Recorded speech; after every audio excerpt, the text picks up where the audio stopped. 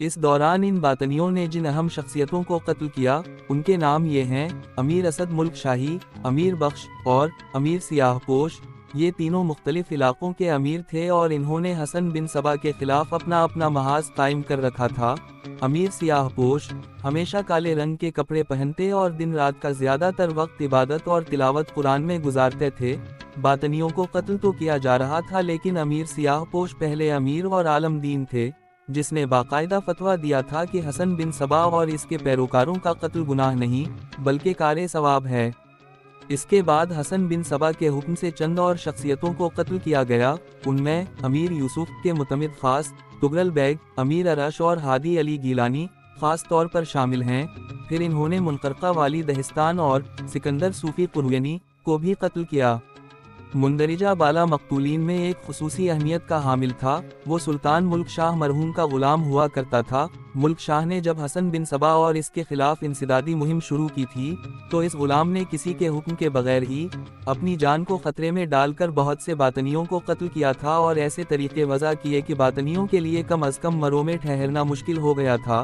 سلطان ملک شاہ مرحوم نے دیکھا کہ اس شخص کو اس نے غلام بنا رکھا ہے، لیکن اس میں عقل و دانش خصوصی طور پر قابل تعریف ہے۔ ملک شاہ نے اسے چھوٹے سے ایک علاقے کا امیر بنا دیا۔ اس نے اپنے علاقے میں کسی باطنی کو زندہ نہ چھوڑا اور اپنا سارا علاقہ ان ابلیسوں سے پاک کر دیا، لیکن حسن بن صبا نے اس کے قتل کا خصوصی حکم دیا اور ایک فدائی نے اسے ایک مسجد میں دھوکے میں قتل کر دیا اور خودکشی کر لی۔ اصفہان میں ایک مشہور و معروف عالم دین تھے جن کا نام شیخ مسعود بن محمد خجندی فقیر شافعی تھا۔ ان کے پیروکاروں کا حلقہ بہت دور دور تک پھیلا ہوا تھا۔ ان کا وعظ اور خطبہ سننے کے لیے لوگ اکثر دور کا سفر کر کے آیا کرتے تھے۔ اس عالم دین اور فقیر نے جب دیکھا کہ باطنی علماء کو قتل کر رہے ہیں تو اس نے ایک خطبے میں انتقامی وار کا اعلان کر دیا۔ یہ دوسرے عالم دین تھے جس نے خطبے میں یہ فتویٰ دیا کہ حسن بن صبا اور اس کے پیروکاروں کا قتل ہر مسلمان پر فرض ہے، اور اگر کوئی مسلمان اس فرض کی ادائیگی میں پسو پیش کرتا ہے تو اس کا مطلب یہ کہ وہ ابلیس کی جان کا محافظ ہے، یہ گناہ کبیرہ ہے۔ اس عالم دین نے یہ انتقامی کارروائی کی کہ شہر کے باہر 4-5 جگہوں پر کشادہ اور گہرے گڑھے کھودوا دیے، ان سب میں لکڑیاں پھینک کر آگ لگا دی اور یہ آگ ہر وقت جلتی رہتی تھی۔ لوگوں کے دلوں میں شیخ مسعود خجندی کا احترام بلکہ عقیدت اس قدر زیادہ تھی کہ ان کی زبان سے نکلے ہوئے ہر لفظ کو لوگ برحق سمجھتے اور اس کے کہے ہوئے ہر لفظ کو حکم کا درجہ دیتے تھے۔ لوگوں نے اپنے کام کاج چھوڑ کر یہ گڑھے کھودے اور لکڑیاں کاٹ کاٹ کر لائے اور ان گڑھوں میں پھینکی اور آگ لگائی۔ اگلا کام یہ تھا کہ شہر میں مخبر اور جاسوس پھیلا دیے گئے جو باطنیوں کی نشاندہی کرتے تھے۔ اصفہان میں باطنی کوئی تھوڑی تعداد میں نہیں تھے۔ ایک مورخ نے تو لکھا ہے کہ اصفہان کی تقریباً آدھی آبادی باطنیوں کی تھی۔ مسلمانوں کو جہاں پتہ چلتا کہ یہاں باطنی رہتا ہے وہاں ہلا بولتے اور باطنی ایک ہاتھ آ جائے، 2 آ جائے یا اس سے زیادہ پکڑے جائیں، ان سب کو گھسیٹتے دھکیلتے آگ کے کسی قریبی گڑھے تک لے جاتے اور انہیں زندہ آگ میں پھینک دیتے۔ شیخ مسعود خجندی نے شہر کا قانون اپنے ہاتھ میں لے لیا تھا۔ اس کے حکم سے شہر کی ناکہ بندی کر دی گئی تھی کیونکہ باطنی بھاگ رہے تھے۔ مسلمانوں نے کسی باطنی کو بھاگنے نہ دیا، کوئی بھی بھاگنے کی کوشش کرتا اسے پکڑ کر آگ میں پھینک دیتے تھے۔ اس کا بھاگنا ہی ایک ثبوت ہوتا تھا کہ وہ باطنی ہے۔ شیخ مسعود خجندی کو کوئی سرکاری حیثیت حاصل نہیں تھی، اس لیے اسے سرکاری طور پر محافظ نہیں دیے گئے تھے، لیکن مرید از خود ہی ان کے محافظ بن گئے تھے۔ مسجد میں جب وہ وعظ کر رہے ہوتے یا امامت، ان کے پیچھے 6-7 آدمی محافظ ہوتے تھے۔ حسن بن صبا نے جب دیکھا کہ اصفہان میں اس کے فرقے اور فدائیوں کا صفایا ہو رہا ہے تو اس نے حکم دیا کہ عراق کی طرف توجہ دی جائے اور عراق کا دارالخلافہ بغداد کو اپنا مرکز بنانے کی پوری کوشش کی جائے۔ اس حکم میں یہ خاص طور پر شامل تھا کہ وہاں بھی سب سے پہلے علماء دین کو قتل کیا جائے۔ بغداد میں بھی ایک مشہور عالم دین تھے جسے روحانی پیشوا کا درجہ حاصل تھا، ان کا نام امام شیخ الشافیہ ابو الفرج رازی تھا۔ انہیں صاحب البحر کا خطاب دیا گیا تھا۔ وہ اپنے نام کے ساتھ صاحب البحر لکھنے کی بجائے اہل سنت لکھا کرتے تھے۔ انہیں شہرت اور مقبولیت میں شیخ مسعود بن محمد خجندی سے زیادہ اونچی حیثیت حاصل تھی۔ ان کی مریدی اور عقیدت مندی کا حلقہ بھی بہت ہی وسیع تھا۔ اصفہان کی طرح عراق میں بھی مسلمان اس طرح قتل ہونے لگے کہ قاتل کا سراغ نہیں ملتا تھا، نہ قتل کی وجہ معلوم ہوتی تھی۔ یہ قتل عام نہیں تھا بلکہ اکا دکا مسلمان قتل ہو جاتا یا لاپتہ ہو جاتا تھا۔ یہ خبریں بغداد تک پہنچی تو فوج کے کچھ دستوں کو مختلف علاقوں میں بھیج دیا گیا اور اس کے ساتھ ہی سرکاری مخبروں اور جاسوسوں کو حکم دیا گیا کہ وہ قتل کی وارداتوں کا سراغ لگائیں۔ اصفہان میں باطنیوں نے جو خون خرابہ کیا تھا، اس کی خبریں بغداد میں بھی پہنچی تھیں۔ آخر وہاں کے حکمران کو یقین کرنا پڑا کہ یہ باطنی ہیں جو مسلمانوں کو قتل کر رہے ہیں۔ یہ خبر بغداد کے مسلمانوں کے گھروں تک پہنچ گئی اور اس طرح لوگ چوکنے ہو گئے۔ امام شیخ الشافعیہ نے جامع مسجد میں اپنے ایک خطبہ میں لوگوں سے کہا کہ صرف چوکس اور چوکنتا ہو جانا کافی نہیں، ان باطنیوں کا سراغ لگاؤ اور جہاں کہیں کوئی باطنی نظر آتا ہے، اسے کسی حکم کے بغیر اور قانون سے ڈرے بغیر قتل کر دو۔ لوگوں کے لیے اپنے امام کے یہ الفاظ ایسے تھے جیسے یہ اللہ کا حکم اترا ہو۔ انہوں نے باطنیوں کا سراغ لگا کر انہیں قتل کرنا شروع کر دیا۔ امام شیخ الشافعیہ کے چند ایک متقد ان کے محافظ بن گئے اور وہ جدھر بھی جاتے یہ محافظ ان کے ساتھ ہوتے تھے۔ مسجد میں جب وہ امامت کے لیے کھڑے ہوتے تو ان کے پیچھے ان کے ساتھ 7-8 محافظ کھڑے ہوتے اور پہلی صف کے دوسرے نمازی ان محافظوں کے دائیں بائیں کھڑے ہوتے تھے۔ کسی اور کو اجازت نہیں تھی کہ وہ پہلی صف میں امام کے پیچھے کھڑا ہو کر نماز پڑھے۔ جمعہ کا مبارک دن تھا۔ امام شیخ الشافعیہ نے خطبہ شروع کیا۔ باہر مسجد کے دروازے پر کسی نمازی نے بڑی بلند اور پرجوش آواز میں اللہ اکبر کا نعرہ لگایا۔ تمام نمازیوں نے پیچھے مڑ کر دیکھا اور امام شیخ الشافعیہ نے اپنا خطبہ روک لیا۔ سب نے دیکھا کہ ایک آدمی مسجد میں نعرہ لگا کر داخل ہوا ہے اور اس کے کپڑوں پر خون لگا ہوا ہے، اس کے ہاتھ میں خون آلود خنجر تھا۔ میں امام شیخ الشافعیہ کے حکم سے ابھی 3 ابلیسوں کو قتل کر کے آ رہا ہوں۔ وہ نمازیوں کے اوپر سے گزرتا اگلی صف کی طرف بڑھا جا رہا تھا اور کہہ رہا تھا، یا امام گواہ رہنا، میں نے آج بہت بڑا ثواب کمایا ہے۔ میرے اہل سنت بھائیوں، اس نے خنجر والا ہاتھ بلند کر کے نمازیوں سے مخاطب ہو کر کہا، میں نے اپنے اللہ کی خوشنودی کے لیے اپنے امام کے حکم کی تعمیل کی ہے۔ میں تم سب کو یہ بتانا چاہتا ہوں کہ میرے 5 چھوٹے چھوٹے بچے ہیں اور ان کی ماں ہے۔ میری زندگی 2-4 دن کی رہ گئی ہے، کیونکہ باطنی اپنے ساتھیوں کے خون کا بدلہ ضرور لیں گے اور مجھے قتل کر دیں گے۔ میں اپنی بیوی اور بچوں کو تم سب کے سپرد کرتا ہوں، ان کی روزی اور باعزت زندگی کی ذمہ داری تمہیں سونپتا ہوں۔ نمازیوں نے جزاک اللہ کا بڑا ہی بلند ورد شروع کر دیا اور اس شخص کو خراج تحسین پیش کرنے لگے۔ کئی آوازیں اٹھیں کہ تمہارے بچوں کی روزی کے ذمہ دار ہم ہیں۔ امام شیخ الشافعیہ ممبر سے اتر آئے اور اس آدمی کی پیٹھ پر ہاتھ رکھا۔ ہر ذی الروح کی روزی کا ذمہ اللہ تبارک و تعالیٰ نے اپنے پاس رکھا ہوا ہے۔ امام نے بلند آواز سے کہا، یہ ضروری نہیں کہ تم قتل ہو جاؤ گے، اگر ایسا ہو بھی گیا تو اللہ تعالیٰ تمہارے بچوں اور تمہاری بیوی کو اس کا پورا اجر دے گا۔ یہ کپڑے تبدیل کر کے اور غسل کر کے آؤ، یہ باطنیوں کا خون ہے جو خنزیر کی طرح نجس اور ناپاک ہے۔ ابھی امام شیخ الشافعیہ یہ بات کہہ ہی رہے تھے کہ اس شخص نے ان کی طرف گھوم کر خنجر امام کے سینے میں اتار دیا اور بڑی تیزی سے 2 مرتبہ خنجر امام کے سینے میں مارا۔ امام کے محافظ جو اگلی صف میں بیٹھے تھے بڑی تیزی سے اٹھے، امام گرے پڑے۔ محافظ انہیں سنبھالنے لگے تو قاتل ممبر کے اوپر جا کھڑا ہوا اور اپنا خنجر ہوا میں بلند کر کے زور سے نیچے کھینچا اور اپنے دل میں اتار لیا۔ یا امام شیخ الجبال، اس نے خنجر اپنے سینے سے نکال کر کہا، تیرے حکم کی تعمیل کر کے تیری جنت سے اللہ کی جنت میں جا رہا ہوں۔ اس نے ایک بار پھر خنجر اپنے سینے میں دل کے مقام پر مارا، پھر خنجر وہیں رہنے دیا اور ہاتھ آسمان کی طرف کر دیے۔ وہ ممبر سے گرا اور فرش پر آن پڑا۔ امام شیخ الشافعیہ مر چکے تھے، کیونکہ خنجر ان کے دل میں اتر گیا تھا۔ محافظوں نے خنجروں اور تلواروں سے قاتل کے جسم کا قیمہ کر دیا، لیکن وہ اپنا کام کر چکا تھا۔ اس کے کپڑوں پر اور خنجر پر کسی انسان کا خون نہیں تھا، بلکہ یہ گہرا لال رنگ تھا۔ اس نے ایسا دھوکہ دیا تھا جسے کوئی بھی قبل از وقت سمجھ نہ سکا۔ اصفہان کے حاکم اور لوگ مطمئن ہو گئے تھے کہ انہوں نے اپنے شہر کو باطنیوں سے پاک کر دیا ہے، لیکن ایک روز وہاں کے ایک اور عالم دین قاضی ابو العلا سعید بن ابو محمد نیشاپوری جامع مسجد میں امامت کرانے کے لیے گئے۔ وہ بھی جمعہ کا مبارک دن تھا اور قاضی ابو العلا خطبے کے لیے ممبر پر کھڑے ہوئے، بالکل ایسے ہی جیسے بغداد میں ہوا تھا۔ ایک آدمی نے مسجد میں داخل ہو کر نعرہ لگایا اور کہا کہ وہ 4 باطنیوں کو قتل کر کے آیا ہے۔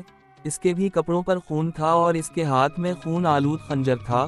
اس نے بالکل ویسا ہی ناٹک کھیلا اور قاضی ابو العلا تک پہنچ گیا اور نمازیوں سے مخاطب ہو کر ویسے ہی الفاظ کہے جو امام شیخ الشافعیہ کے قاتل نے کہے تھے، اور اس کے فوراً بعد قاضی ابو العلا کے سینے میں خنجر کے 3 وار کیے۔ قاتل ممبر پر چڑھ گیا اور اس نے خنجر سے خودکشی کر لی۔ ان تاریخی واقعات سے یہ ظاہر ہوتا ہے کہ باطنی تعداد میں بہت ہی زیادہ ہو گئے تھے، لیکن بعض مورخوں نے لکھا ہے کہ ان کی تعداد اتنی زیادہ نہیں تھی کہ وہ یوں اہم دینی اور معاشرتی شخصیتوں کو قتل کرتے پھرتے۔ وجہ یہ تھی کہ ان میں حسن بن صبا نے ایسا سفاکانہ جذبہ بھر دیا تھا کہ اس کا ایک فدائی ایک ہجوم میں داخل ہو کر اپنے مطلوبہ شکار کو قتل کر دیتا تھا اور پھر اپنے آپ کو بھی مار لیتا تھا۔ یہ حسن بن صبا کی اس جنت کا کمال تھا جو اس نے قلعہ علموت میں بنائی تھی۔ پہلے اس جنت کی پوری تفصیل بیان ہو چکی ہے۔ اس جنت سے نکال کر کسی کے قتل کے لیے بھیجا تھا، اسے یقین دلایا جاتا کہ وہ ہمیشہ کے لیے جنت میں رہے گا، اسے یہ بھی بتا دیا جاتا کہ وہ قتل کر کے اپنے آپ کو قتل کر دے گا، لیکن اسے یہ یقین بھی دلایا جاتا کہ وہ اس دنیا کی جنت سے نکل کر اللہ کی جنت میں چلا جائے گا جو اس سے کہیں زیادہ حسین ہوگی، اور وہاں اسے جو حوریں ملیں گی وہ اس جنت کی حوروں سے بہت زیادہ خوبصورت ہوں گی۔ آج کے سائنسی دور میں اس عمل کو برین واشنگ کہتے ہیں، لیکن آج کی سائنس دل و دماغ پر وہ اثرات پیدا نہیں کر سکتی جو حسن بن صبا نے اس دور میں پیدا کیے تھے۔ یہ ساری کرشمہ سازی حشیش کی تھی۔ پہلے تو تمام امراء اور علماء نے اپنے ساتھ محافظ رکھنے شروع کیے تھے، لیکن جب باطنیوں کی قتل و غارت گری بڑھی تو امراء وزراء اور سالاروں وغیرہ نے کپڑوں کے اندر زرہ پہننی شروع کر دیں۔ یہ حفاظتی اقدام ایک ضرورت بن گیا اور پھر اس نے ایک رواج کی صورت اختیار کر لی۔ عام لوگ بھی کپڑوں کے نیچے زرہیں پہننے لگے تاکہ خنجر یا تیر جسم تک نہ پہنچ سکے۔ ہزارہ باطنی قتل کیے جا چکے تھے، لیکن مسلمان پہلے کی طرح قتل ہو رہے تھے۔ رے کا شہر بچا ہوا تھا۔ ایک روز حجاج کا ایک قافلہ رے میں داخل ہوا۔ وہ لوگ حج کا فریضہ ادا کر کے واپس آ رہے تھے۔ اس میں کئی ملکوں کے حجاج تھے۔ اس قافلے میں ہندوستان کے مسلمان بھی تھے۔ یہ قافلہ یوں لگتا تھا جیسے ماتمی جلوس ہو۔ اس میں بیشتر لوگ آہ فریاد کر رہے تھے اور بہت سے ایسے تھے جن کی آنکھوں سے آنسو بہہ جا رہے تھے۔ انہوں نے بتایا کہ رے سے تھوڑی ہی دور ان کا قافلہ لوٹ لیا گیا ہے۔ یہ بھی معلوم ہوا کہ قافلے پر حملہ کرنے اور لوٹنے والے باطنی تھے۔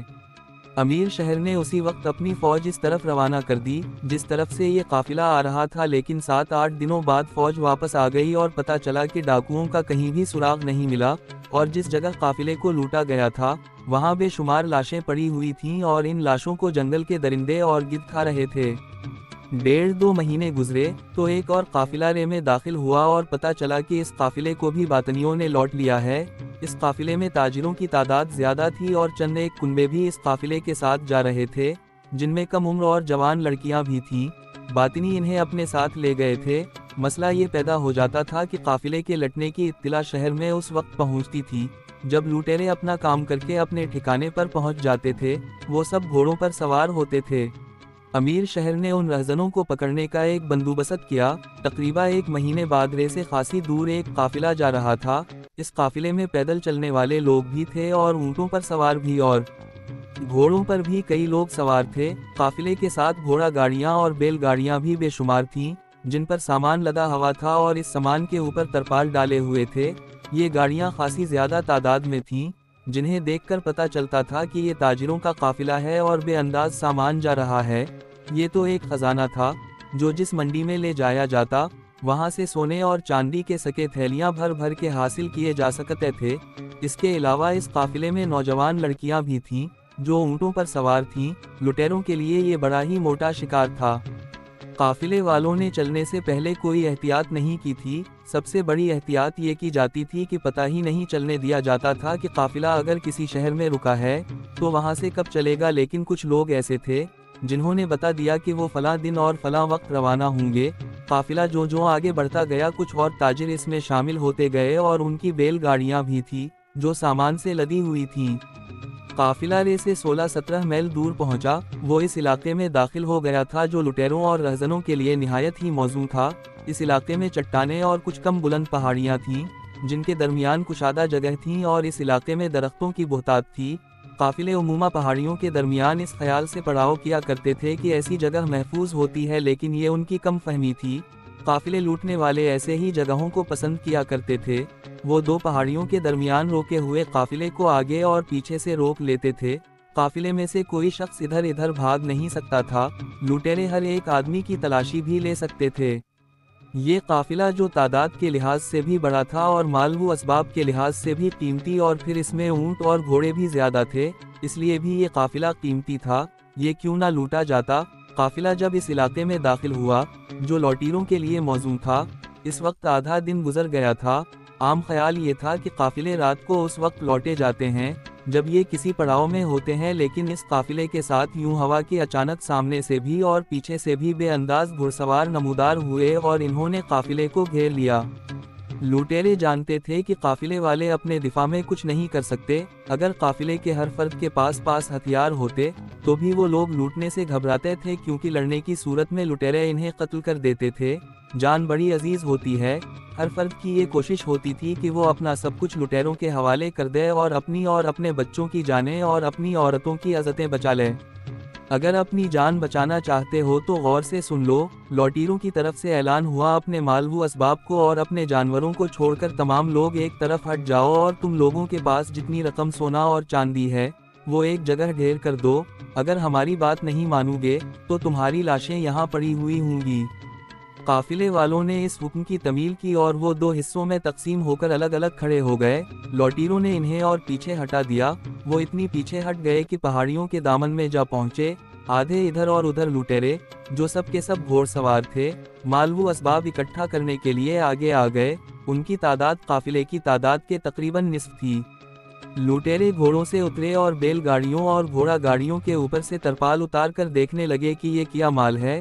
ان میں سے چند ایک اس طرف چل پڑے جہاں قافلے کی نوجوان لڑکیاں سکتے کے عالم میں کھڑی تھیں، وہ اپنے آدمیوں کے پیچھے چھپنے کی کوشش کر رہی تھیں۔ جو ہی لٹیروں نے ترپال اٹھانے شروع کی، ترپالوں کے نیچے سے بہت سے آدمی نکلے اور وہ لوٹیروں پر ٹوٹ پڑے۔ لٹیروں نے اپنی تلوار اور خنجر وغیرہ نہیں نکالے تھے، وہ تو بہت خوش تھے کہ تلواروں کے بغیر ہی اتنا قیمتی مال انہیں مل گیا تھا، لیکن جو آدمی ترپالوں کے نیچے سے نکلے وہ تلواروں اور برچیوں سے مسلح تھے۔ انہوں نے لٹیروں کا قتل عام شروع کر دی اور انہیں ہتھیار نکالنے کی مہلت ہی نہ دی۔ قافلے کے گرد لوگوں کو کھڑا کر دی گیا تھا، انہوں نے بھی تلوار نکال لیں اور لٹیروں پر حملہ کر دی۔ لٹیروں کے لیے فرار کے سوا کوئی راستہ نہ تھا، لیکن قافلے والے انہیں اس راستے پر جانے ہی نہیں دے رہے تھے۔ قافلے لوٹنے والوں کو معلوم نہ تھا کہ یہ کوئی قافلہ نہیں بلکہ یہ رے کی فوج ہے اور اس کے ساتھ کوئی سامان نہیں۔ قافلہ میں لڑکیاں تو لٹیروں کے لیے کشش پیدا کرنے کی خاطر شامل کی گئی تھیں۔ یہ قافلہ جہاں سے چلا تھا وہاں اسی مقصد کے لیے ہر کسی کو بتایا گیا تھا کہ قافلہ فلاں وقت یہاں سے چلے گا اور پڑاؤ فلاں جگہ ہوگا۔ یہ دراصل لٹیروں تک پیغام پہنچانے کا طریقہ تھا۔ تھوڑی سی دیر میں رے کے ان فوجیوں نے جو مختلف لباسوں میں آئے تھے لٹیروں کو کاٹ کر پھینک دیا، ان میں سے کوئی ایک بھی زندہ نہ نکل سکا۔ فوجیوں نے ان کے گھوڑے پکڑ لیے اور ساتھ لے آئے۔ یہ بھی پتہ چل گیا کہ یہ لٹیرے تمام کے تمام باطنی تھے۔ پتہ اس طرح چلا کہ ان میں جو زخمی تھے ان میں بہت سے ایسے نکلے جو موت سے ڈر گئے تھے۔ وہ منتیں کرتے تھے کہ انہیں جان سے مار دیا جائے یا اٹھا کر اپنے ساتھ لے جائیں اور ان کے زخموں کی مرہم پٹی کریں اور وہ آئندہ اس کام سے توبہ کر لیں گے۔ فوجیوں نے ان زخمیوں سے کہا کہ وہ اتنا بتا دیں کہ وہ کون ہیں اور کہاں سے آئے ہیں۔ انہوں نے بتا دیا کہ وہ باطنی ہیں اور حسن بن صبا کے حکم سے قافلے لوٹتے ہیں۔ انہوں نے یہ بھی بتایا کہ قافلوں سے جو مال اور جو رقم وغیرہ لوٹی جاتی ہے وہ سب قلعہ علموت پہنچا دی جاتی ہے۔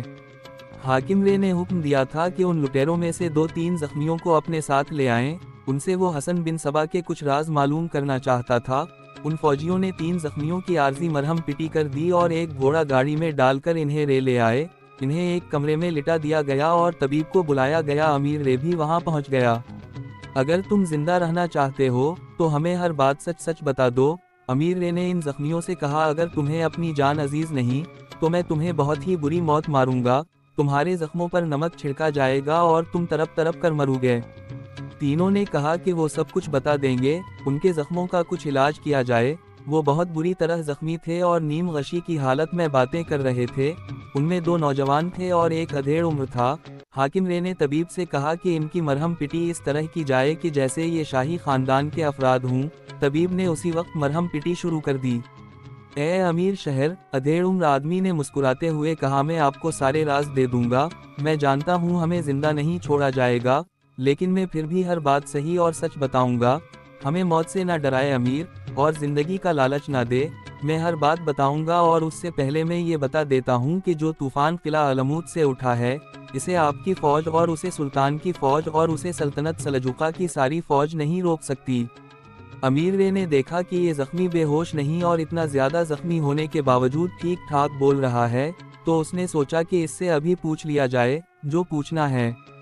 तबीब ने अपने 2-3 शागिर्दों को भी बुलवा लिया और वो जब आए तो इन्हें कहा गया कि वो उन नौजवान जख्मियों के जख्म साफ करके मरहम पिटी कर दें।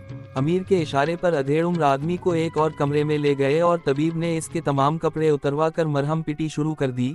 अमीर रे भी उनके साथ था। अमीर रे ने इससे कहा कि हसन बिन सबा की ये तंजीम किस तरह चलती है कि इतने दूर बैठा हुआ वो इतने बड़े इलाके में बातनियों को अपनी मर्जी के मुताबिक हरकत में ला रहा है और फिदाई अपनी जानें कुर्बान कर देते हैं। अमीर शहर अधेड़ उम्र जख्मी बातिनी ने कहा, आप खुदा से डरते हैं लेकिन हुक्म इब्लीस का मानते हैं। मैं आपकी बात नहीं कर रहा, मैं हर इंसान की बात कर रहा हूँ। आप जाहिद और पारसा हो सकते हैं लेकिन हर इंसान ऐसा नहीं हो सकता। क्या आप नहीं समझ सकते कि ऐसा क्यों होता है? सिर्फ इसलिए कि खुदा में आम लोग वो कशिश नहीं देखते जो इब्लीस में है। आप मुझे इब्लीस का पुजारी कह लें। शेख अल-जबल हसन बिन सबा कहता है कि खुदा अपने बंदों को वादों पर टालता है। वो जन्नत का वादा करता है लेकिन इसके लिए मरना ज़रूरी है। ये भी ज़रूरी है कि सारी उम्र नेकी और सवाब के कामों में गुजार दोगे तो जन्नत मिलेगी।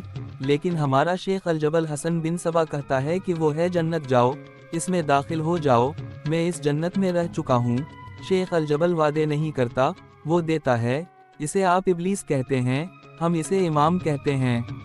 इस बातिनी ने पुरितिमाद लहजे में हसन बिन सबा और इसकी तंजीम और इसके तरीक़ा कार के मुतालिक सब कुछ बता दिया। ये भी बता दिया कि किला अलमूद के अंदर क्या है, कितनी फ़ौज है और इसके हिफाजती इंतज़ामात क्या हैं। ये भी बता दिया कि काफिलों को लूटने वाले बातिनी अलग हैं जिनका सिर्फ यही काम है, वो जो कुछ लूटते हैं किला अलमूद चला जाता है।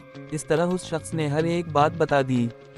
और मैं आपको ये भी बता देता हूँ अमीर शहर, उसने कहा, मैं पहले कह चुका हूँ कि आप शेख अल-जबल का कुछ नहीं बिगाड़ सकते।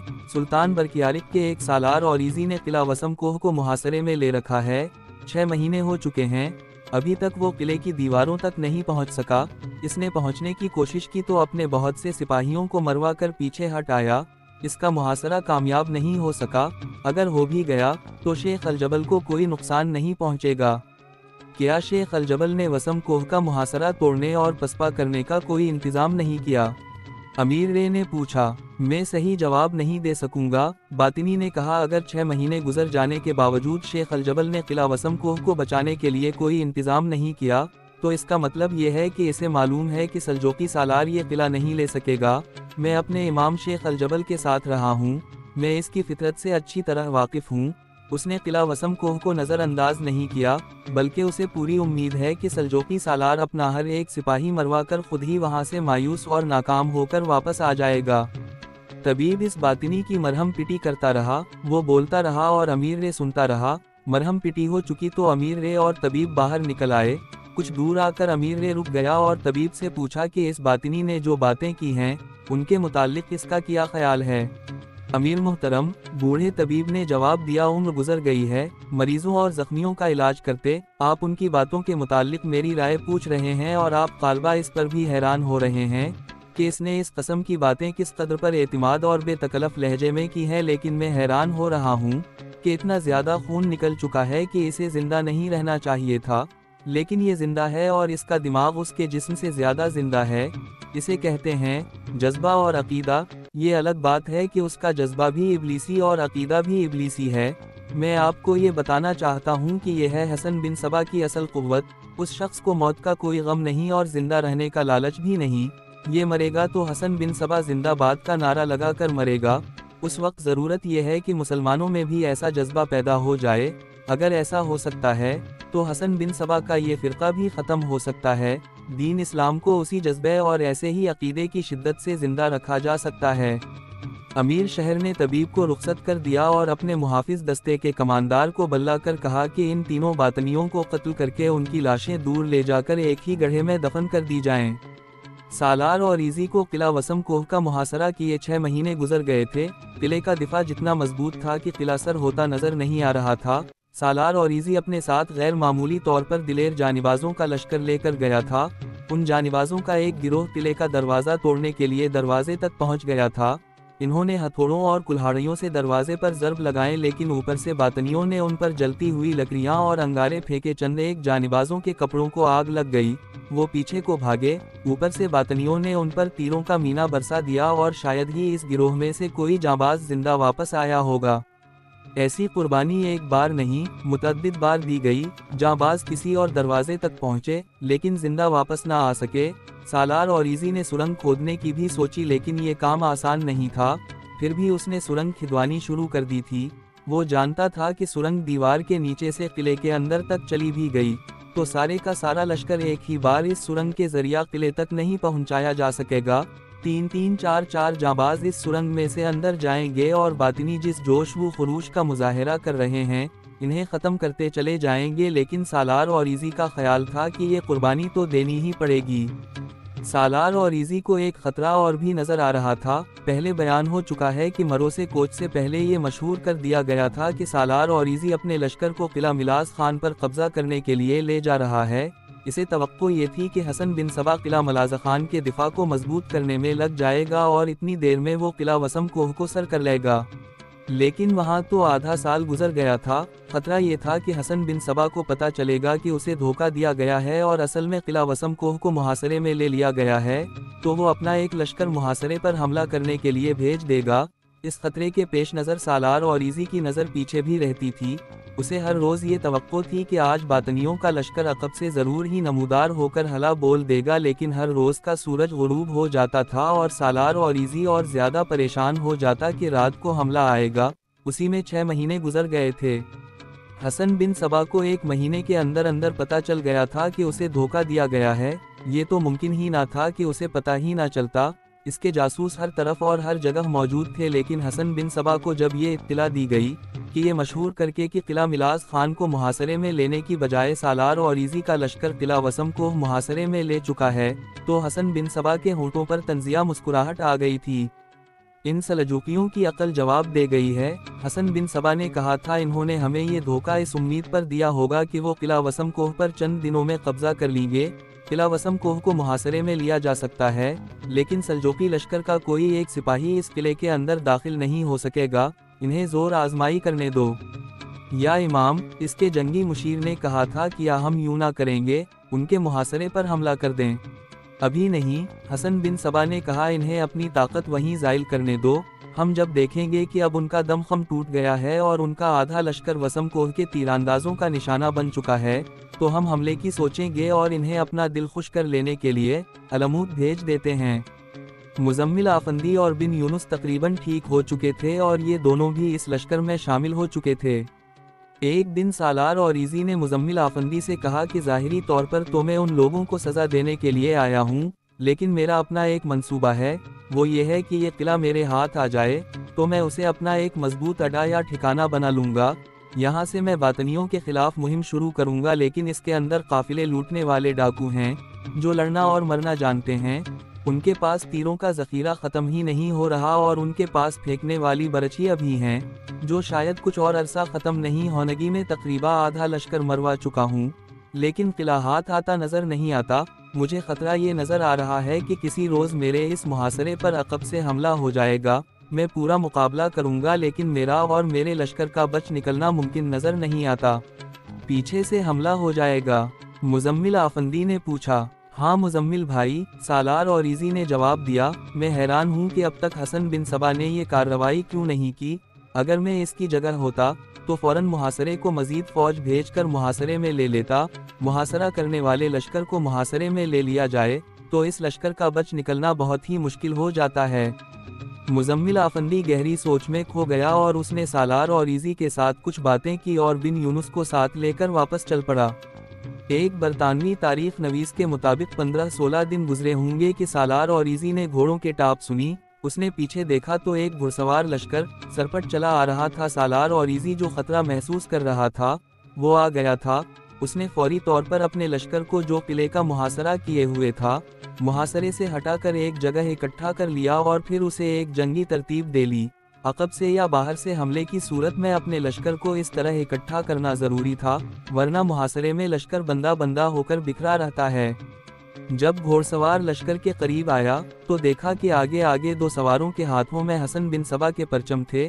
سوار نعرے بھی باطنی فرقے کے لگا رہے تھے۔ سالار اور ایزی نے اپنے لشکر کو قلعے سے اور پیچھے ہٹا لیا اور دیکھنے لگا کہ لڑنے کے لیے زمین کون سی موزوں ہے۔ وہ قلعے سے زیادہ دور نہیں ہٹا۔ بڑی پھرتی سے اس نے اپنے بچے کھچے لشکر کو 3 حصوں میں تقسیم کر لی، 2 کو آگے رکھا اور ایک حصے کو ان دونوں کے پیچھے بھیج دیا۔ اب اس کا لشکر مقابلے کے لیے تیار تھا۔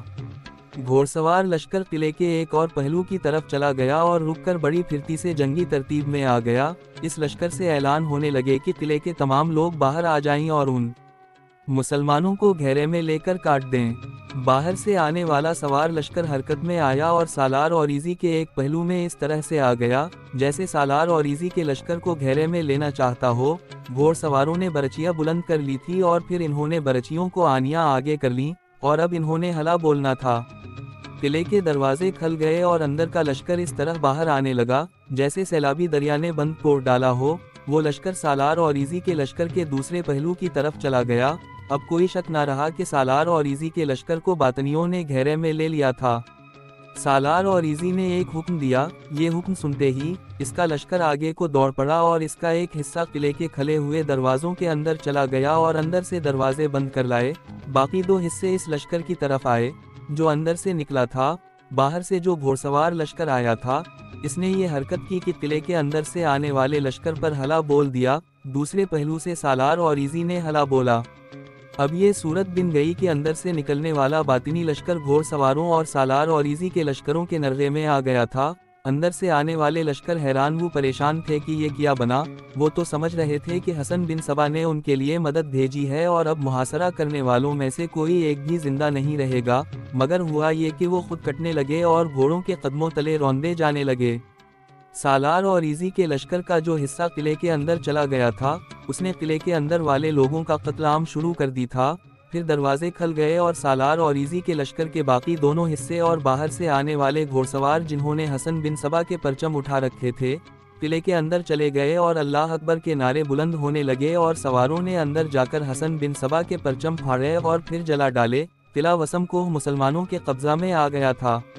یہ کامیابی ایک دھوکے سے حاصل کی گئی تھی۔ دھوکہ یہ تھا کہ مزمل آفندی نے سالار اور ایزی سے پوچھا تھا کہ کیا پیچھے سے حملہ آ سکتا ہے اور ایزی نے کہا تھا کہ کسی دن بھی پیچھے سے حملہ ہو جائے گا۔ مزمل آفندی کے دماغ میں ایک منصوبہ آ گیا تھا۔ اس نے سالار اور ایزی کے ساتھ بات کی اور یہ منصوبہ طے ہو گیا۔ مزمل آفندی بن یونس کو ساتھ لے کر مرو چلا گیا تھا۔ وہاں اس نے سلطان برکیارک کے ساتھ بات کی اور اسے 2000 گھوڑ سوار دے دیے گئے اور ان کا کماندار ایک سالار بھی ساتھ دیا۔ اسی رات اس گھوڑ لشکر نے مرو سے کوچ کیا اور بڑی ہی تیز رفتاری سے جا کر اگلے رات تک قلعہ وسم کوہ کے قریب پہنچ گئے اور وہیں رکے اور رات وہیں گزاری۔ صبح طلوع ہوئی تو مرو کے ان 2000 سواروں نے قلعہ وسم کوہ کا رخ کیا اور اس انداز سے پیش قدمی کی جیسے وہ پیچھے سے محاصرے پر حملہ کریں گے۔ انہوں نے حسن بن سبا کے پرچم خود ہی تیار کر لیے تھے۔ قلعے کے اندر کے لشکر نے جب دیوار کے اوپر سے دیکھا تو انہوں نے حسن بن سبا کے نعرے لگائے۔ قدرتی طور پر وہ سمجھے کہ حسن بن سبا نے یہ گھوڑ سوار لشکر بھیجا ہے۔ پھر گھوڑ سوار لشکر سے اعلان ہوئے کہ اندر کے لوگ باہر آ جائیں اور مسلمانوں کو کچل دیں۔ جو ہی یہ اعلان ہوا اندر کے تمام لوگ جو لڑنے والے تھے باہر آ گئے۔ سالار اور ایزی نے اپنے لشکر کا ایک حصہ قلعے کے اندر بھیج دیا اور پھر بیان ہو چکا ہے کہ گھوڑ سواروں نے اور سالار اور ایزی کے لشکر نے اندر کے لشکر کو کس طرح گھیرے میں لیا اور اس کے کسی ایک آدمی کو بھی زندہ نہ رہنے دیا۔ سالار محترم، فتح کی پہلی رات مزمل آفندی نے سالار اور ایزی سے کہا اگر حسن بن سبا کو شکست دینی ہے تو دھوکے سے ہی دی جا سکتی ہے۔ وہ شخص سراپا دھوکہ اور فریب ہے، اس کے لیے ہمیں بھی فریب کار بننا پڑے گا۔ اللہ آپ کو فتح مبارک کرے۔ سالار اور ایزی کو یہ فتح بہت مہنگی پڑی تھی۔ تمام مورخ متفقہ طور پر لکھتے ہیں کہ وسم کوہ کا محاصرہ 8 مہینے اور کچھ دن رہا تھا۔ اس عرصے میں سالار اور ایزی کا آدھا لشکر کٹ گیا تھا۔ اگر محاصرین کو دھوکے میں نہ مارا جاتا تو محاصرہ ابھی اور طول پکڑ سکتا تھا۔ اس سے ظاہر ہوتا ہے کہ قلعے کے اندر خوراک اور دیگر ضروریات کا ذخیرہ اتنا زیادہ تھا کہ قلعے کے اندر کے لوگ محاصرے سے ذرا بھی پریشان نہیں ہوئے تھے۔ میں آپ کو جو یہ داستان سنا رہا ہوں آپ کو یہ نہیں بتا رہا کہ فلاں اور فلاں واقعہ کے درمیان کتنا لمبا وقفہ تھا۔ حسن بن سبا کا دور مقبولیت اور اس کی ابلیسیت کی تاریخ کہیں کہیں تاریکی میں چلی جاتی ہے۔ जैसे रेल गाड़ी चलते चलते किसी तारीक सुरंग में दाखिल हो जाती है और जब ये तारीक रोशनी में आती है तो पता चलता है कि बेशुमार साल गुजर गए हैं। वसम कोह का किला जिस वक्त फतह हुआ, इस वक्त हसन बिन सबा बुढ़ापे में दाखिल हो चुका था। उसे जिन्होंने देखा था और इसके मुताल्लिक सीना बसीना जो बातें सामने आएं, उनसे पता चलता है कि हसन बिन सबा खासा बूढ़ा हो गया था, लेकिन उसने अपनी सेहत को ऐसा बरकरार रखा था कि लगता नहीं था कि उस शख्स की जवानी को गुजरे एक मुद्दत गुजर गई है। औरीजी ने अपने लश्कर को कत्ल आम का जो हुक्म दिया था वो उन शहरियों के लिए नहीं था जो लड़ने में शामिल नहीं थे। किले के अंदर सालार औरीजी के लश्कर का जमकर मुकाबला करने वाले शहरियों की तादाद भी कुछ कम नहीं थी। मुसलमान लश्कर को ये इजाज़त नहीं थी कि अंधाधुंध कत्ल करते चले जाएं। लोग घरों में दबक गए थे और लड़ने वाले शहरी भी घरों में जा चुके थे। इन्हें पकड़ना ज़रूरी था, लेकिन इसके लिए ये तरीक़ा इख्तियार ना किया गया कि हर किसी को घसीट कर बाहर ले आते और इसकी गर्दन मार देते। सालार औरीजी वो रिवायात बरकरार रखी जो मुसलमानों का तरह इम्तियाज़ चला आ रहा था। वो रिवायात थी मफतू इलाके के लोगों के साथ खुश अखलाक़ी से पेश आना और उनकी इज्जत और जान व माल का तहफ़्फ़ुज़ करना, और फिर अमला इन्हें ये यकीन दिलाना कि इन्हें ग़ुलाम नहीं बनाया जाएगा। इसमें कोई शक व शुबाह नहीं कि वसम कोह के अंदर तमाम लोग हसन बिन सबा के पैरोकार थे। दूसरे शहरों में मुसलमानों ने बातनियों का कत्लाम किया था, लेकिन इस किले में सूरत मुख्तलिफ थी। वो यूं कि उन लोगों को बड़े लंबे मुकाबले के बाद शिकस्त दी गई थी और वो मुफ्तूहीन कहलाते थे। वो अब फातेह लश्कर के रहम व करम पर थे। किले के दरवाज़ों पर अपने संतरी खड़े कर दिए गए और इन्हें कहा गया कि किसी को बाहर ना जाने दें और जो कोई अंदर आता है उसे आने दें। सालार औरीजी ने रात गुजरने का इंतज़ार ना किया और हुक्म दिया कि घर घर की तलाशी ली जाए और तमाम मर्दों को बाहर लाया जाए, लेकिन किसी औरत पर हाथ ना उठाया जाए। इस हुक्म पर सालार औरीजी के लश्करी घरों में दाखिल हो गए और कोनों खुदरों की तलाशी लेकर मर्दों को बाहर लाने लगे। 14-15 साल के बच्चे से लेकर बूढ़ों तक को बाहर लाया जा रहा था। मशलें इतनी ज़्यादा जलाई गई थीं कि किले में जैसे रात आई ही नहीं थी। उन तमाम आदमियों को एक जगह इकट्ठा किया जा रहा था। औरतों की चीख व पुकार और आह व बका और उनका वावेला इतना बुलंद और इतना ज़्यादा था कि आसमान के पर्दे चाक हो रहे थे। लश्करी किसी आदमी को उसके घर से बाहर लाते तो औरतें इस लश्करी के कदमों में गिर पड़ती या उसे पकड़ लेती और रो रो कर उसे कहती कि उनका आदमी बेकसूर है और वो नहीं लड़ा। इन औरतों को ये डर था कि आदमियों को बाहर ले जाकर कत्ल कर दी जाएगा। लश्करी इन औरतों को तसल्लियाँ देते थे कि उन आदमियों को कत्ल नहीं किया जाएगा। इन आदमियों में ऐसे भी थे जिनके कपड़ों पर खून लगा हुआ था और उनकी तलवारें भी खून आलूद थी। ये सबूत था कि वो लड़ने के बाद घरों में छप गए थे। ऐसे आदमियों को अलग खड़ा किया जा रहा था। किले के अंदर का माहौल बड़ा ही भयानक और हौलनाक था। लाशें बिखरी हुई थीं और खून इतना कि चलना मुहाल था। खून से पाँव फिसलते थे। इन लाशों में ऐसे जख्मी भी थे जो उठने के काबिल नहीं थे। वो बड़ा ही करबनाक वावेला बपा कर रहे थे और पानी पानी की आवाज़ें साफ सुनाई दे रही थी। सालार औरीजी ने अपने लश्कर के एक हिस्से को इस काम पर लगा दिया कि अपने जख्मियों को उठाकर इस जगह पहुंचाया जाए जहां मरहम पिटी का इंतज़ाम था और अपने शहीदों की लाशें एक जगह रख दें। सालार औरीजी ने यह भी कहा था कि किसी बातिनी जख्मी को पानी नहीं पिलाना। किले के अंदर सभी बातिनी थे और उनका कसूर सिर्फ ये ना था कि इन्होंने सालार औरीजी के लश्कर का मुकाबला किया था, बल्कि उनका असल जुर्म ये था कि वो एक लंबे अरसे से काफिलों को लौट रहे थे। कोई काफिले वाला मुज़ाहमत करता तो उसे ये लोग कत्ल कर देते थे और उनकी जवान बेटियों को अपने साथ ले आते थे। इन्हें जीने का हक नहीं दिया जा सकता था। जब उन लोगों को एक जगह इकट्ठा किया जा रहा था तो औरतें चीखती चलाती और बाज सीना को भी करती वहां पहुंच गईं और सालार औरीजी को घेर लिया। वो सब यही कह रही थीं कि उनके आदमी बेगुनाह हैं। सालार औरीजी ने आगे होकर इन आदमियों से कहा कि उनमें जो लुटेरे और डाकू हैं और जिन्होंने काफिले लौटे हैं वो खुद ही आगे आ जाएं। इनमें ऐसे आदमी तो साफ पहचाने जा रहे थे जिनकी तलवार खून आलूद और जिनके कपड़ों पर भी खून के छींटे थे। इन्हें आगे कर लिया गया और चंद एक और आदमी आगे आ गए। सालार औरीजी ने एक बार फिर कहा कि खुद ही आगे आ जाओ, वरना जब इन्हें शनाख्त कराया जाएगा तो उनकी जान बख्शी नहीं की जाएगी। औरतों ने जब सालार औरीजी का ये हुक्म सुना और देखा कि कई डाकू और रहजन आगे नहीं आ रहे तो वो उन लोगों के दरमियान चली गईं और एक एक को पकड़कर आगे धकेलने लगें। वो तो जानती थी कि उनमें असल मुजरिम कौन कौन है। उनका लश्कर और उनके दूसरे साथी किले के बाहर काट दिए गए थे। इनमें से अगर कुछ निकल भागे होंगे तो उनकी तादाद आटे में नमक के बराबर होगी। बाज बातनियों को किले के बरजों में से निकाल निकाल कर लाया जा रहा था। वो वहां छपे हुए थे। مزمل آفندی اور بن یونس بھی سالار اور ایزی کے ساتھ تھے، وہ دونوں بہت ہی مسرور تھے، ان کی چال 100% کامیاب رہی تھی۔ میرے بھائیوں، سالار اور ایزی نے انہیں کہا، میں قلعہ علمود سے آنے والی ہواؤں میں یہ خطرہ اب بھی سونگ رہا ہوں کہ حسن بن صبا ہم پر حملہ ضرور کرے گا، اسے یہ اطلاع تو مل ہی جائے گی کہ قلعہ وسم کو اس کے ہاتھ سے نکل کر ہمارے ہاتھ میں آ گیا ہے، اس کی پیش بندی کر لینی چاہیے۔ مزمل نے کہا، اگر آپ چاہیں تو میں صبح ہی مرو کو روانہ ہو جاؤں گا اور وہاں سے کمک لے آؤں گا، میں مرو سے مزید فوج نہیں منگوانا چاہتا۔ سالار اور ایزی نے کہا، مرو میں فوج کم ہوئی تو وہ شہر بھی خطرے میں آ سکتا ہے، ہم یوں کریں گے کہ صبح اپنے سوار لشکر کو قلعے کے باہر مقیم کر دیں گے تاکہ اچانک حملہ آ جائے تو وہ محاصرے تک نوبت ہی نہ آنے دیں۔ قلعہ وسم کوہ وسیع و عریض تھا، اس میں غیر فوجی آبادی بھی خاصی زیادہ تھی، ایک کشادہ میدان تھا جس میں لوگوں کو پکڑ پکڑ کر لایا جا رہا تھا اور ان کی شناخت ہو رہی تھی۔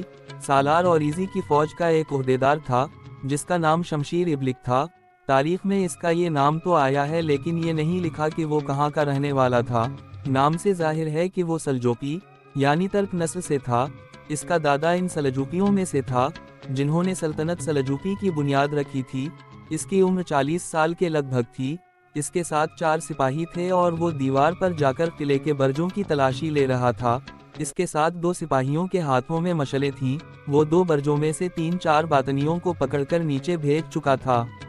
قلعے کے بڑے دروازے کے اوپر ایک اور کمرہ نما برج بنا ہوا تھا جو اونچا بھی تھا اور لمبا چوڑا بھی۔ شمشیر اپنے ساتھیوں کے ساتھ اس برج میں داخل ہوا تو اس نے دیکھا کہ اس کے اندر سیڑھیاں تھیں جو اس برج کی اوپر والی منزل کو جاتی تھی، وہ جب سیڑھیاں چڑھنے لگا تو اس کے ایک سپاہی نے سیڑھیوں کے نیچے دیکھا، وہاں کچھ سامان اور بستر وغیرہ پڑے ہوئے تھے، سپاہی کو یوں شک ہوا تھا جیسے اس نے ان اشیاء کے انبار کے پیچھے 2 چمکتی ہوئی آنکھیں دیکھے ہوں۔ سپاہی سیڑھیوں پر جانے کی بجائے سیڑھیوں کے نیچے جھک کر دیکھنے لگا، وہاں واقعی ایک آدمی تھا جو چھپا ہوا تھا، سپاہی کے کہنے پر وہ باہر نکل آیا، اس کے کپڑوں پر خون کے چھینٹے تھے لیکن اس کے ہاتھ میں تلوار نہیں تھی، سپاہی نے اسے کہا کہ اپنی تلوار لے کر آؤ ورنہ اسے زندہ جلا دیا جائے گا، وہ سیڑھیوں کے نیچے گیا اور اشیاء کے انبار کے نیچے سے تلوار اٹھا کر لے آیا، تلوار خون آلود تھی، اس نے تلوار فرش پر پھینک دی۔ شمشیر ابلک آدھی سیڑھی چڑھ چکا تھا، وہ وہیں سے نیچے اتر آیا، یہ آدمی شمشیرابلک کی ہی عمر کا تھا اور بڑا صحت مند تھا، اس کے چہرے پر کرخت کے تاثرات تھے اور یوں لگتا تھا جیسے وہ جلاد ہو۔ تم بے گناہ نہیں ہو سکتے، شمشیر ابلک نے اسے کہا، تمہارا چہرہ بتا رہا ہے کہ تم ڈاکو اور رہزن ہو اور نہ جانے کتنے لوگوں کو اب تک قتل کر چکے ہوگے، تمہاری تلوار بتا رہی ہے کہ تم آج ہمارے خلاف لڑے تھے، چلو نیچے۔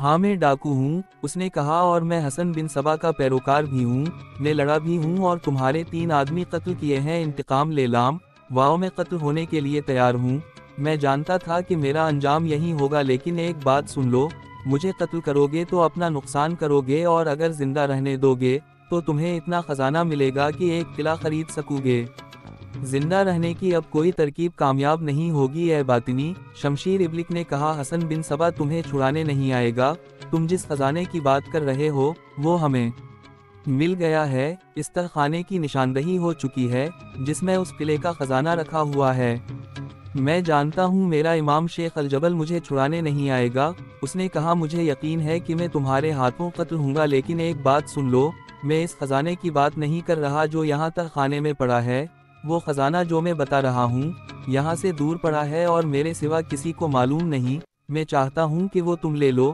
کیا تم ان سپاہیوں سے ذرا الگ ہو کر میری بات سننا پسند کرو گے؟ اچھی طرح دیکھ لو، میرے پاس کوئی ہتھیار نہیں، نہ میں تمہیں کوئی دھوکہ دوں گا اور میں دھوکہ دے ہی کیا سکتا ہوں، تم 5 مسلح آدمی ہوں اور میں اکیلا اور نہتا ہوں۔ معلوم ہوتا ہے اس شخص کی زبان میں کوئی خاص تاثر تھا یا اس سلجوقی عہدیدار کی شخصیت کمزور تھی کہ اس نے اس ڈاکو کا اثر قبول کر لی اور اس کی بات سننے پر رضامند ہو گیا، اس نے اپنے سپاہیوں سے کہا کہ وہ برج سے نکل کر دروازے کے ساتھ ہی کھڑے رہیں، سپاہی نکل گئے تو سلجوقی نے اس ڈاکو کو اپنے پاس بٹھا لیا لیکن بٹھانے سے پہلے اس نے اس ڈاکو کی جامع تلاشی لے لی تھی، وہ جانتا تھا کہ یہ باطنی کس طرح قاتلانہ وار کیا کرتے ہیں۔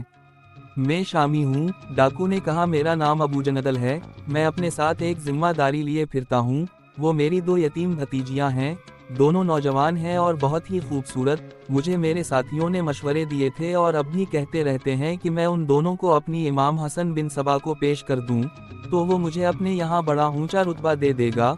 मेरे सल्जोकी दोस्त मैंने दूसरों की बेटियां अगवा करके इमाम को भेजी हैं, लेकिन जब अपनी इन भतीजियों को देखता हूँ तो मुझे अपना मरा हुआ भाई याद आ जाता है। मैं इन्हें छुपा छुपा कर रखता हूँ। मैं मुसलमान हूँ, शमशीर इब्लिक ने कहा। मैं खूबसूरत लड़कियों के लालच में नहीं आऊँगा, ना हमें इजाज़त है कि किसी औरत को अपनी मर्जी से अपने पास रख लें।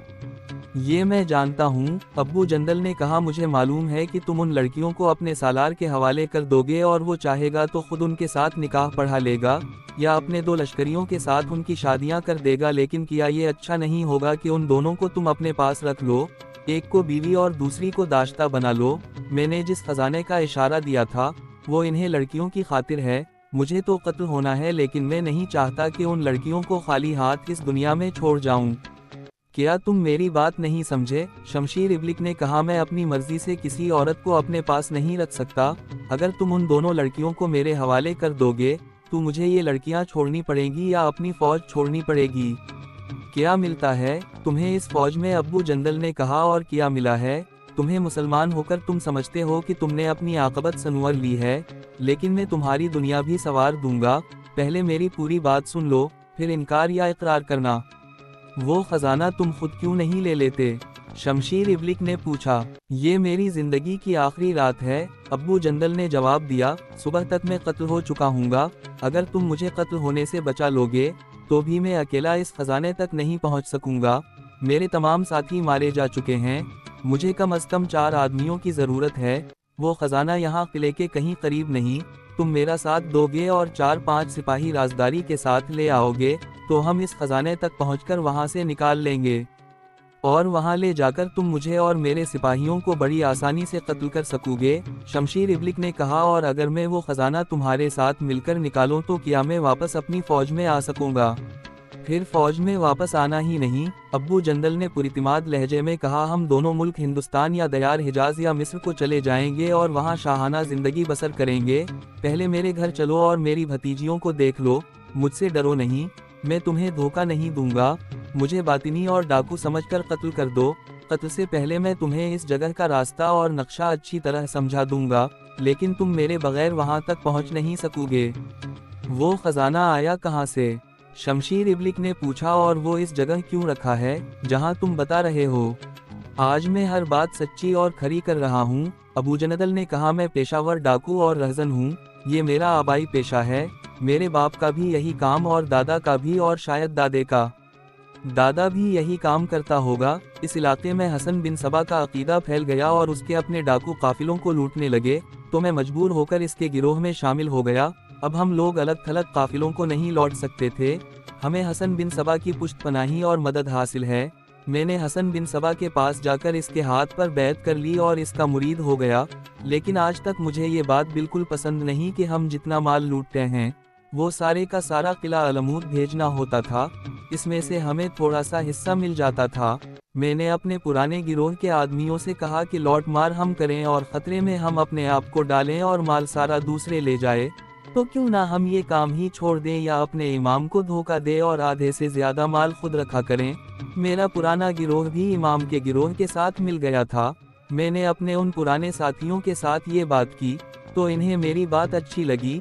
हमने यूं करना शुरू कर दी कि किसी काफिले को लूटते थे तो लौट मार के दौरान मेरे गिरोह के 2-3 आदमी सोना चांदी और नकदी अपने पास छुपा कर वहाँ से खसक जाते और बहुत दूर निकल जाते थे। ये माल वो कहीं जमीन में दबा देते थे। कुछ दिनों में अपने कुछ आदमियों को साथ लेकर वहाँ जाता और माल निकाल कर उस जगह पर पहुँचा देता था जो मैंने तुम्हें बतानी है। हम लोग एक दूसरे को धोखा नहीं दिया करते। आज तक मेरे किसी आदमी ने यूं नहीं किया कि यहाँ से गायब हो जाता और इस जगह से खजाना निकाल ले जाता। ये है हकीकत इस खजाने की। ये तो मान लिया, शमशीर इब्लिक ने कहा, लेकिन मैं तुम पर एतबार किस तरह करूं? तुम बातिनी हो और बातिनी पर भरोसा करने का नतीजा इसके सिवा कुछ नहीं होता कि इंसान कत्ल हो जाता है। मेरे भाई, अबू जंदल ने कहा, मेरा कोई मजहब नहीं, न कोई अकीदा है। मैंने तुम्हें बताया है कि हसन बिन सबा हमारी पुष्ट पनाही करता था और पनाह भी देता था। अब एक खरी सी बात सुन लो, तुम मुसलमान हो और इस उम्मीद पर कोई बुरा काम नहीं करना चाहते कि मर जाओगे, तो खुदा तुम्हें जन्नत में दाखिल कर देगा। खुदा ने आसमानों में जन्नत बनाई है, लेकिन सारी उम्र नेक पाक रहोगे तो तुम इस जन्नत के हकदार बन सकोगे। इसका क्या एतबार कि खुदा की जन्नत का वजूद है कि नहीं? तुम ये दावा कर ही नहीं सकते कि तुमने कभी गुनाह नहीं किया। इंसान नादानिस्ता तौर पर भी गुनाह कर गुजरता है। हसन बिन सबा ने ज़मीन पर जन्नत बना दी है। मैंने ये जन्नत देखी है, लेकिन इसमें जाने की कभी ख्वाहिश नहीं कि क्यों ना हम अपनी जन्नत खुद बना लें। हम बना भी सकते हैं। वो खजाना ऐसा है जो हमारी 3 नस्लें ऐश करती रहीं तो भी ख़त्म ना होगा। शमशीर इब्लिक को चुप सी लग गई और उसके चेहरे के तासुरात से साफ पता चलता था कि वो कायल हो गया है और गहरी सोच में चला गया है। मेरे सलजोकी दोस्त, अबू जनदल ने कहा, मैं तुम्हें एक और बात भी बता देता हूँ। खुश ना होना कि तुमने किला फतह कर ली है। इमाम शेख अल-जबल का लश्कर आ ही रहा होगा। इस लश्कर में वो फिदाई ज़रूर होंगे जो शेख अल-जबल के नाम पर जान कुर्बान करने पर फख्र किया करते हैं। तुम्हारे लश्कर में कोई एक आदमी भी जिंदा नहीं रहेगा। इस किले में खजाना भरा हुआ है जो तुम्हें मालूम हो गया है कि तहखाने में है, लेकिन तुम्हें यहाँ सिवाय मौत के कुछ नहीं मिलेगा। ये सारा खजाना अगर यहाँ से मरो चला भी गया तो तुम्हें क्या मिलेगा? कुछ भी नहीं। ये सुल्तान की मलकियत होगा। मेरे घर चलो, तुम देखोगे कि मेरी 2 भतीजीवा के सिवा वहाँ कोई भी नहीं। वैसे भी हमें घर जाना चाहिए। कहीं ऐसा ना हो कि मेरी भतीजियों को तुम्हारे दूसरे लश्करी ले जाएं और सालार के हवाले कर दें। तुम जब उन लड़कियों को अपने सालार की मलकियत में देखोगे तो पछताओगे कि तुमने पहले इन्हें क्यों ना देख लिया और क्यों ना इन्हें गायब कर दी। हाँ, शमशीर इब्लिक ने कहा, हमें चलना चाहिए। मेरे सिपाही ये ना सोचें कि मालूम नहीं हम आपस में क्या साजबाज कर रहे हैं। तुम यहीं बैठो, मैं उनके साथ बात कर लूँ। शमशीरा ब्लॉक अबू जनदल को वहीं बैठा छोड़कर बाहर निकला और उसने अपने 4 सिपाहियों के साथ ये सारी बात की जो उसके साथ अबू जनदल ने की थी। वो खुद जिम्मेदार ओहदेदार था, लेकिन कायल हो गया था। ये तो सिपाही थे। इन्होंने देखा कि उनका ओहदेदार खजाना और 2 लड़कियों के चक्कर में आ गया है, तो उसका साथ देना ही बेहतर है। क्या आपने यकीन कर ली है कि ये शख्स हमें धोखा नहीं देगा? एक सिपाही ने पूछा। ये अकेला है और हम 5 हैं, शमशीर इब्लिक ने कहा, और हमने इसे निहत्ता कर दिया है। मेरा साथ दो और इस बात को राज में रखना। शमशीराबलक बुर्ज में गया और अब्बू जंदल को साथ लेकर बाहर निकल गया। शमशीर इब्लिक ने उसे कहा कि वो ऐसे रास्ते से अपने घर को चले कि इन्हें कोई देख ना सके। अबू जंदल इस किले की भूल भलियों से अच्छी तरह वाकिफ था। वो इन्हें किले की दीवार के ऐसे हिस्से में ले गया जहां कोई देखने वाला ना था। अबू जंदल इन्हें इधर से उतारकर एक अंधेरे रास्ते से अपने घर ले गया। उसने अपने घर के दरवाजे पर दस्तक दी तो अंदर से कोई जवाब ना मिला। दरवाज़ा अंदर से बंद था। उसने बार बार दस्तक दी तो भी अंदर खामोशी रही। वो समझ गया लड़कियां दरवाज़ा नहीं खोल रही। आखिर उसने बुलंद आवाज़ से लड़कियों को पुकारा, तब दरवाज़ा खिला। अब्बू जंदल ने अंदर जाते ही कहा कि घबराएं नहीं, ये अपने दोस्त हैं। शमशीर इब्लिक ने अपने सिपाहियों से कहा कि वो सहन में ही रहीं और खुद वो अबू जंदल के साथ एक कमरे में चला गया। कमरे में फानूस जल रहा था। अब्बू जंदल ने दोनों लड़कियों को बुलाया। शमशीर इब्लिक ने लड़कियों को देखा तो देखता ही रह गया। वो तो बिल्कुल जवान और बहुत ही खूबसूरत लड़कियां थीं। देखो लड़कियों, अबू जंदल ने लड़कियों से कहा, ये मुसलमान फौज के कमांडर हैं। इन्होंने मेरी जान बख्शी कर दी है और तुम्हारी जिम्मेदारी भी अपने सर ले ली है। दोनों लड़कियां शमशीर इब्लिक की तरफ लपकीं और अपने बाजू इसके गले में डाल दिए और एक उसकी तरफ और दूसरी तरफ बैठ गई और अपने गाल इसके गालों से मिलाने लगे जैसे वो उनके खून के रिश्ते का कोई अजीज हो। इन लड़कियों ने ऐसे वालिहानापन का अमली तौर पर इजहार किया कि शमशीर इब्लिक तो जैसे हपनाटाइज हो गया हो। बाहर का दरवाज़ा बड़ी ज़ोर से खिला और किसी की आवाज़ आई, कहाँ है अब्बू जंदल, बाहर आ जाओ। बातिनी डाकू, 2 आदमी बड़ी तेज चलते इस कमरे में आ गए जहां शमशीर इब्लिक अबू जंदल के सामने बैठा हुआ था। उन आदमियों के आने से पहले ही शमशीर इब्लिक उठ खड़ा हुआ था और लड़कियां दौड़कर दूसरे कमरे में चली गई थीं। इन आदमियों ने शमशीर इब्लिक को देखा तो ठटक कर पीछे हट गए। वो उसके अपने लश्कर के 2 लश्करी थे।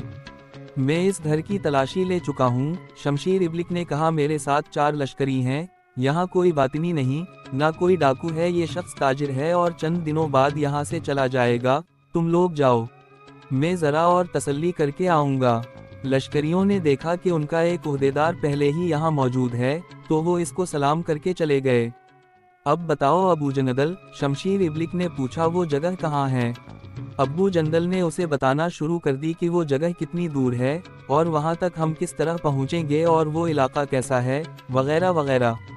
یہ دونوں لڑکیاں ہمارے ساتھ ہوں گی، ابو جندل نے کہا، ہم سب گھوڑوں پر سوار ہوں گے، 2 گھوڑے فالتو ساتھ ہونے چاہیے، 2 بڑے وزنی بکس ہیں، ایک گھوڑے پر لاد لیں گے اور کچھ سامان ہم اپنے گھوڑوں پر رکھ لیں گے۔ ہمیں 1-2 دنوں میں ہی نکل جانا چاہیے، شمشیر ابلک نے کہا، 2-3 دن اور باہر سے لاشیں اٹھانے اور انہیں ٹھکانے لگانے کا کام ہوتا رہے گا، یہاں سے نکل جانے کے لیے یہ موقع اچھا ہے۔ ابو جندل نے کہا کہ 2 فالتو گھوڑوں کا انتظام وہ کر لے گا اور راستے کی خوراک کا بندوبست بھی وہی کرے گا، اس کے پاس گھوڑوں کی کمی نہیں تھی۔ شمشیر اپنے 4 سپاہیوں کو ساتھ لے کر وہاں سے چلا گیا، اس نے سپاہیوں کو بھی تیار کر لی تھا، انہوں نے تیار تو ہونا ہی تھا، کیونکہ انہیں اچھا خاصا حصہ دینے کا وعدہ کیا تھا۔ سلطنت سلجوقی کے دارالحکومت مرو میں سالار اور ایزی کی کامیابی کی دعائیں تو ہوتی ہی رہتی تھیں، لیکن سلطان کے محل میں مایوسی بھی پیدا ہونے لگی تھی۔ محاصرے کو 8 مہینے گزر چکے تھے اور وسم کوہ سے اموات کی جو اطلاع آ رہی تھی وہ حوصلہ شکن تھیں۔ آخر مزمل اور بن یونس 2000 گھوڑ سوار لے کر ایک خاص منصوبے کے تحت گئے تو مایوسی میں کمی آنے لگی، لیکن ابھی تک وسم کوہ سے کوئی اطلاع نہیں آئی تھی۔ سلطان برکیارق اور اس کے دونوں بھائی محمد اور سنجر صبح اٹھتے تو سب سے پہلے یہ پوچھتے کہ وسم کوہ سے کوئی قاصد آیا ہے یا نہیں۔ آخر ایک روز قاصد آ گیا اور وہ بازو لہرا لہرا کر اعلان کرتا چلا آ رہا تھا کہ وسم کوہ کا قلعہ فتح کر لی گیا ہے اور باطنیوں کا نام واو نشان مٹ گیا ہے۔ سلطان تک خبر نہیں پہنچی تھی کہ یہ جنگل کی آگ کی طرح سارے شہر میں پھیل گئی، شہر میں جشن کا سا سما پیدا ہو گیا، اور جب یہ خبر سلطان کے محل میں پہنچی تو وہاں بھی خوشیاں ناچنے لگیں۔ شمونہ اور اس کی ماں میمونہ بھی دوڑی دوڑی سلطان برکیارق تک گئیں۔ سلطان کے محل میں شمونہ کو خصوصی حیثیت حاصل ہو گئی تھی۔ میں وہاں خود جاؤں گا، سلطان برکیارق نے کہا، ان مجاہدین کو خراج تحسین پیش کرنے کے لیے میں خود وہاں جاؤں گا، یہ فتح کوئی معمولی فتح نہیں، میں بھی ساتھ جاؤں گی۔ سلطان محترم، شمونہ جو پاس ہی بیٹھی ہوئی تھی بولی، میں حسن بن سبا کے پروکاروں کی لاشیں اور ان کی ہڈیاں دیکھنا چاہتی ہوں۔ شمونہ دراصل مزمل آفندی کے لیے پریشان تھی، مزمل اور شمونہ نے عہد کر رکھا تھا کہ پہلے حسن بن سبا کا بیرا گرفت کریں گے اور اس کے بعد شادی کریں گے۔ مزمل نے ایک فتح حاصل کر لی تھی، سلطان برکیارق نے شمونہ کو اجازت دے دی کہ وہ اس کے ساتھ جا سکتی ہے۔ جس وقت سالار اور ایزی کا لشکر اور وہ گھوڑسوار لشکر جیسے مزمل آفندی لے کر گیا تھا، وسم کوہ کے باہر باطنیوں کو گھیرے میں لے چکے تو ایسے گھمسان کی لڑائی ہوئی کہ کسی کو کسی کا ہوش نہ رہا۔ اس قیامت خیز میں 3 باطنی لڑائی سے نکل گئے، تینوں زخمی تھے، انہوں نے قلعہ علموت کا رخ کر لی، وہ حسن بن سبا کو بتانا چاہتے تھے کہ ان کے ساتھ کیا ہوا ہے۔ حسن بن سبا تو جیسے قلعہ وسم کوہ کو بھول ہی گیا تھا، وہ کبھی پوچھ لیتا تھا کہ وسم کوہ کا محاصرہ ٹوٹا کہ نہیں، اسے ہر بار اچھی خبر سنائی جاتی تھی کہ محاصرہ ٹوٹا بھی نہیں اور کامیاب بھی نہیں ہوا اور مسلمانوں کے لشکر کا جانی نقصان مسلسل ہوتا چلا جا رہا ہے۔